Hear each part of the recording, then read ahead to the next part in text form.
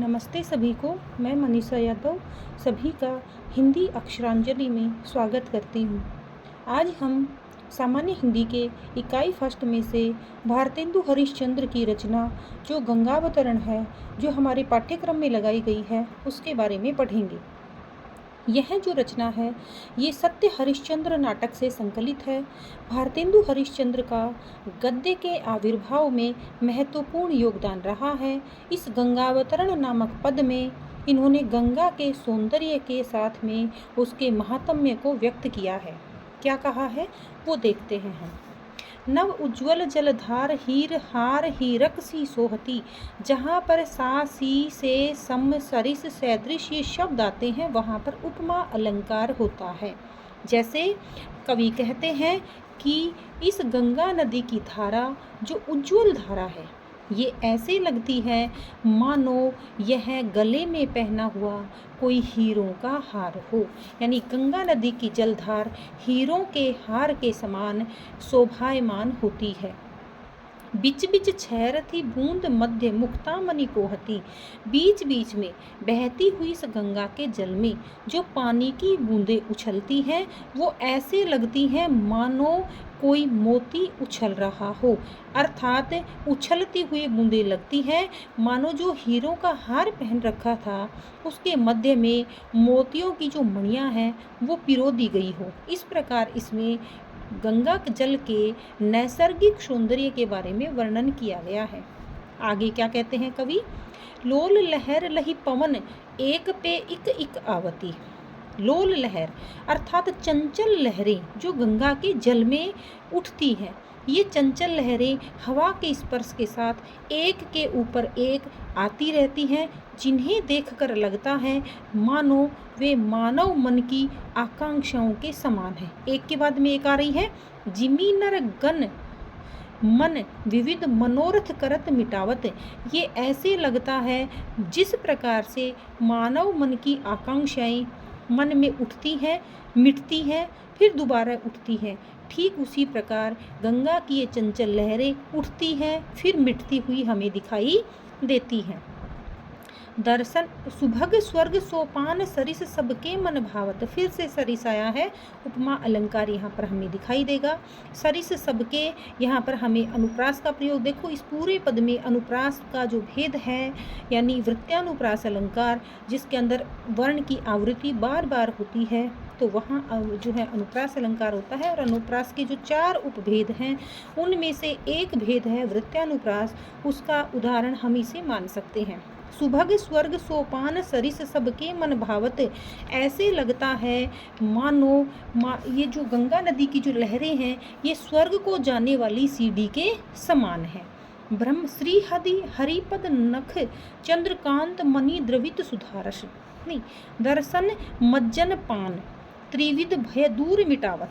ये जो गंगा नदी की जो लहरें हैं ऐसे लगता है मानो स्वर्ग को जाने वाली सीढ़ी के समान है। साथ ही साथ जो कोई भी व्यक्ति इस गंगा के जल का दर्शन करता है, जो कोई भी इसका आचमन करता है, इसका पान करता है, उससे उसके त्रिविध अर्थात 3 प्रकार के जो भय हैं, डर हैं, वो दूर भाग जाते हैं, चले जाते हैं। कवि इसमें 3 तापों की बात कर रहे हैं। दैहिक, दैविक और भौतिक, ये सभी क्या हो जाते हैं, नष्ट हो जाते हैं। श्री हरि पद नख चंद्रकांत मणि द्रवित सुधारस। आगे फिर कहते हैं कि ये जो गंगा नदी है ये भगवान श्री हरि यानी विष्णु हैं, उनके पैर के नाखून से चंद्रकांत मणि के समान मानो अमृत की कोई बूंद द्रवित होकर के निकली है और वह पृथ्वी लोक पर आई। उसके बाद में या फिर ये गंगा नदी क्या है, ब्रह्मा जी के ब्रह्म कमंडल मंडल भव खंडन सुर सरबस। आगे कहते हैं या फिर यह जो नदी है ये ऐसे लगता है मानो यह ब्रह्मा के कमंडल की शोभा है और साथ ही साथ गंगा के कमंडल की शोभा है और साथ ही साथ इससे इस गंगा के इस जल से भव खंडन सांसारिक जितने भी दुख हैं उन सब का खंडन हो जाता है। सुर सर्वस, सुर मतलब देवता, देवताओं के लिए तो इस नदी का जो जल है ये सब कुछ है अर्थात सर्वस्व है। शिवसिर मालती माल भगीरथ नृपति पुण्य फल। इस गंगा नदी को भगवान श्री शिव ने या महादेव ने अपने सिर पर धारण किया है। और जो सूर्यवंशी जो राजा रहे हैं रघुकुल वंश के अंदर राजा भगीरथ, वो जो भगीरथ जो हैं मतलब ये अपने पुण्य फलों के माध्यम से गंगा नदी को स्वर्ग लोक से पृथ्वी लोक पर उतारने वाले थे।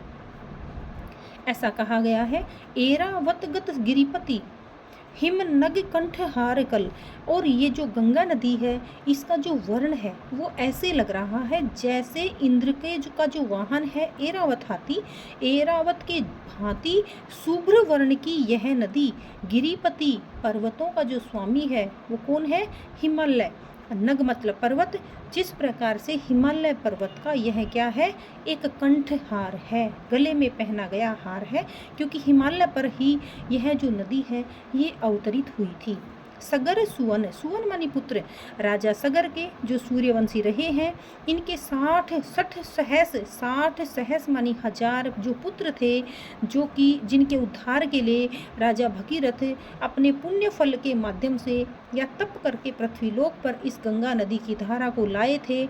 उन सब को परस जल, उन सब का भी जो 60,000 पुत्र थे राजा सगर के, इन सब को भी गंगा नदी के जल से जब स्पर्श हुआ तो उनका स्पर्श मात्र से ही क्या हो गया? उद्धार हो गया। अनगिनत धारा रूपधारी सागर संचारण। आगे कहते हैं कवि कि अनगिनत धाराओं में बहकर सागर तक, अंत में यह जो नदी है ये बहते बहते सागर तक पहुँचती है। काशी कहाँ प्रिय जानी, और ये कहते हैं जहाँ पर ये बहती है वह काशी के समान मुझे प्रिय है। लटकी भेटो जग धाई, ठीक उसी प्रकार से जैसे मानो एक पुत्र से अपनी माता गले लगती है ललक करके, ठीक उसी प्रकार यह गंगा नदी भी हमसे लटक करके मिलती है। सपने हूँ नहीं तजी रही अंकन लपटाई, मैं इस नदी को या इस पवित्र नदी को, माँ गंगा को सपने में भी त्याग नहीं सकता। अर्थात ये जो संसार को मिलती है इससे तो हम सपने में भी दूर नहीं हो सकते। हम यह तो हमारे अंकन अर्थात हमारी गोद से लिपटी हुई है। इन प्रकार के कथनों के माध्यम से यहाँ पर भारतेंदु हरिश्चंद्र ने गंगा नदी के अवतरण के इस कथानक को कहा है। आज के इस वीडियो में हम इतना ही पढ़ेंगे। शेष जो भाग है इसी कविता का वो हम अगले वीडियो में पढ़ते हैं। एक विशेष बात, यदि आपने हमारे चैनल को अभी तक सब्सक्राइब नहीं किया है तो आप चैनल को सब्सक्राइब कीजिए, लाइक कीजिए और दोस्तों तक शेयर कीजिए, ताकि मैं एक दुगने उत्साह के साथ आपको पढ़ा सकूं और साथ ही साथ सभी साथियों को इसका लाभ भी मिल चुके। धन्यवाद। मिलते हैं अगले वीडियो में।